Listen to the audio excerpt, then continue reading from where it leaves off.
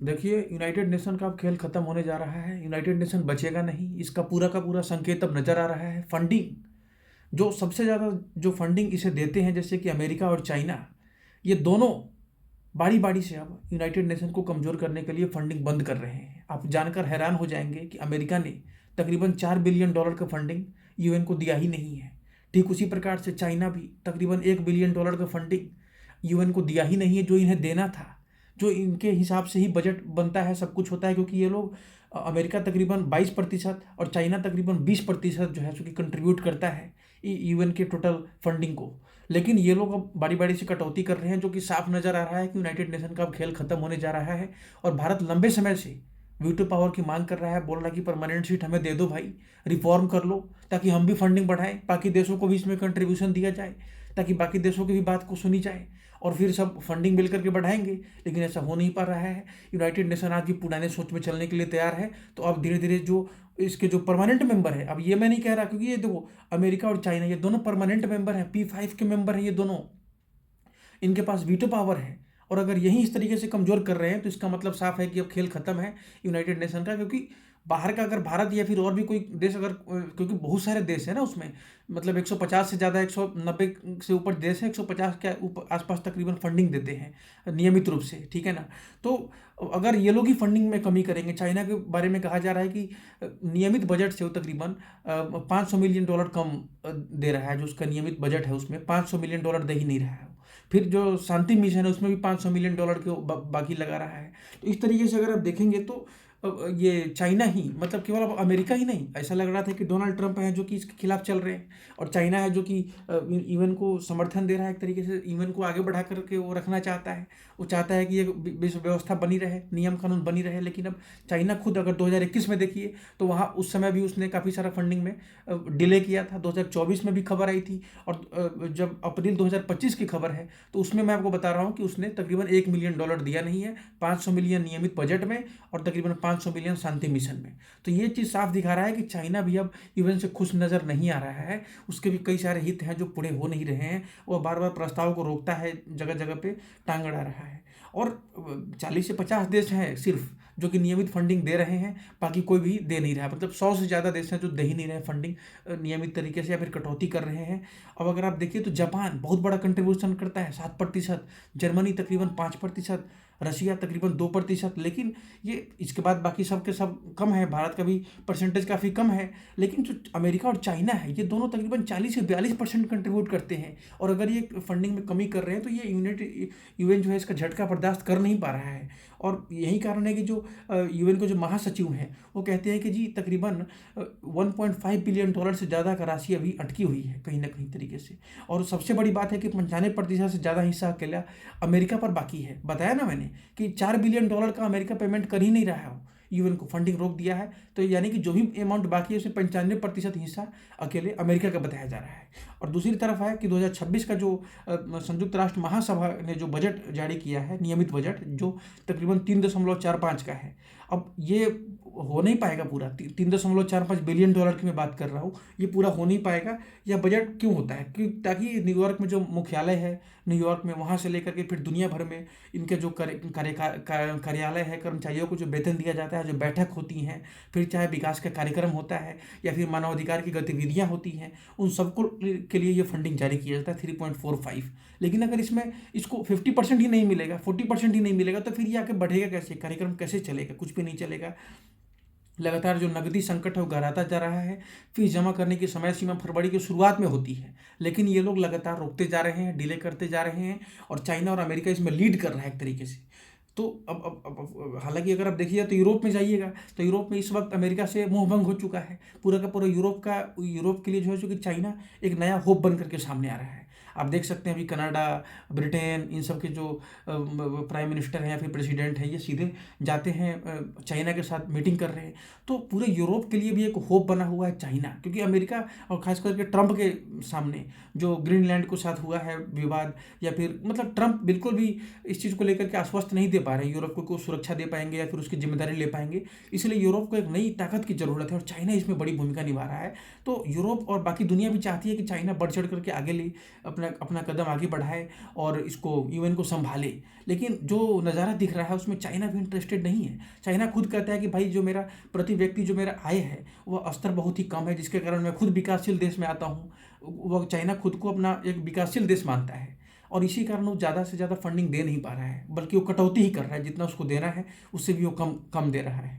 और जब यूएन के जो मानवाधिकार के प्रमुख हैं उन्होंने हाल ही में जिनेवा के अंदर इस चीज़ को अनाउंसमेंट करा है कि भाई ऑपरेशन काटे जा रहे हैं, मिशन समेटे जा रहे हैं। मानवाधिकार को लेकर के अब सिचुएशन बहुत ज़्यादा खतरनाक होती जा रही है। अब आप देखेंगे आने वाले समय में जगह जगह पर युद्ध अपराध बढ़ेंगे, नस्लीय हिंसा बढ़ेगी, धार्मिक दमन बढ़ेगा, महिलाओं और बच्चों पर जो है अत्याचार भी बढ़ेगा, अभिव्यक्ति की जो आज़ादी है उसका हनन लगातार देखने को मिलेगा, राजनीतिक जो बंदी हैं उनकी स्थिति और जो रिपोर्ट है वो आ ही नहीं पाएगी। कई बार उन सबको लेकर के वह जांच करता है, रिपोर्ट जारी करता है कौन? ये जो मानवाधिकार पर है संगठन, ये यूएन का जो पार्ट है उसका अंग है, तो ये सब कुछ करता है। लेकिन अब ये इस पे काम ही नहीं होगा।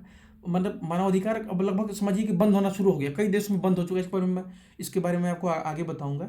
जैसे कि शरणार्थियों के लिए काम करने वाला जो होता है कौन सा होता है? यूएन शरणार्थी उच्चायोग होता है। उसी तरीके से बच्चों के लिए कौन सा होता है? यूनिसेफ होता है।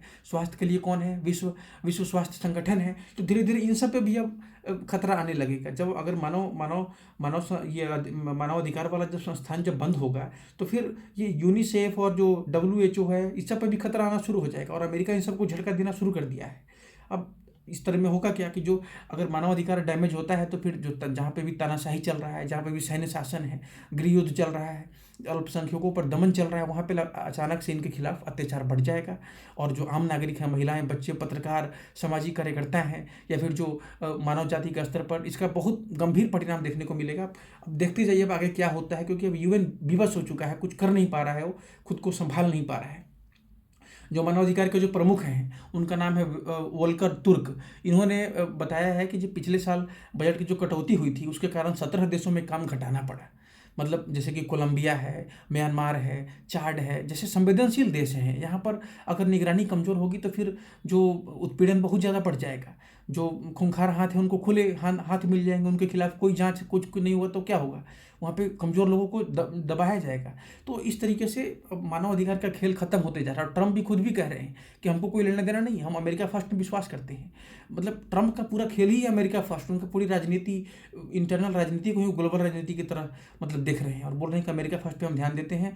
पहले भी अगर देखा जाए तो संयुक्त राष्ट्र की कार्यप्रणाली पर सवाल उठाते रहे लंबे समय से डोनाल्ड ट्रंप और उनकी जो समर्थक बेस है उसमें ये इसे लेकर के सवाल उठाया जाता है। अब अगर आप देखिए तो उनके कार्यकाल में विश्व स्वास्थ्य संगठन से वे लोग बाहर निकल चुके हैं, यूनेस्को से भी उनकी नाराजगी है, वहाँ से भी बाहर हैं, और इसके अलावा भी कई अन्य संस्थाओं से भी अमेरिका बाहर निकल चुका है उनके कार्यकाल के अंदर। तो यह दर्शाता है कि अमेरिका इस चीज़ को लेकर के सीरियस नहीं है डोनाल्ड ट्रंप के समय में, क्योंकि वह खुद भी नाराज चल रहे हैं, उनके हिसाब से चीज़ों को नहीं बनाया जा रहा है। तो उसके बाद अगर पूछा जाए कि ट्रंप से पूछा जाता है कि भाई बताइए आप क्यों बाहर निकल रहे हैं, तो वो कहते हैं कि जी अमेरिकी टैक्स का जो पैसा का बर्बादी हो रहा है इसमें, नाटो में भी वो खुद फंडिंग देने से खुद को पीछे करते हैं, दबाव बनाते हैं कि बाकी देश भी इसमें फंडिंग बढ़ाए। तो इस तरीके से यूएन को फंडिंग देने से पीछे हट रहे हैं, क्योंकि उनका कहना है कि भाई अमेरिकी टैक्स के पैसे का बर्बादी हो रहा है, इसमें धोखाधड़ी भी हो रहा है और दुरुपयोग भी किया जा रहा है। तो अमेरिकी अधिकारियों का आरोप यह है कि संयुक्त राष्ट्र में जो कर्मचारियों को जरूरत से ज़्यादा वेतन दिया जाता है, बताइए ऐशो आराम में वे लोग रहते हैं, पेंशन सुविधाएं ये सब कुछ ज़रूरत से ज़्यादा दी जा रही है।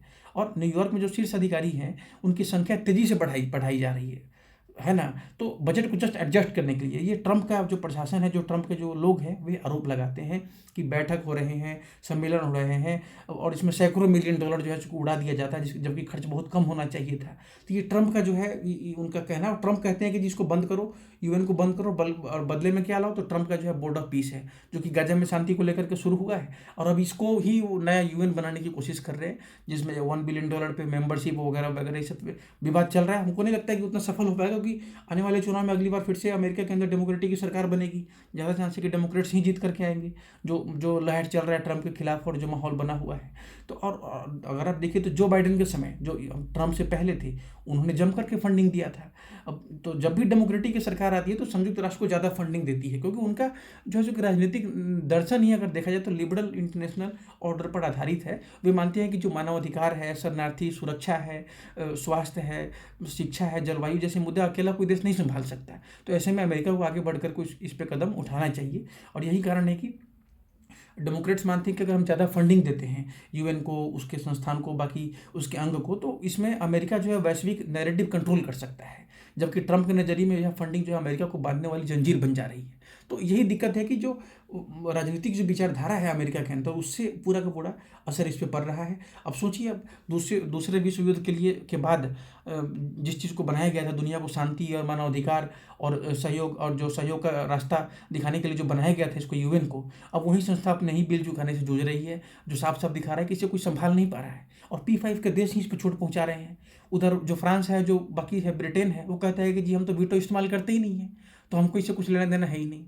और इधर ये दोनों है जो कि फंडिंग बंद कर रहे हैं। तो ऐसे में सवाल है कि कोई यूएन को लेकर रिस्पॉन्सिबल फोर्स ही नहीं है।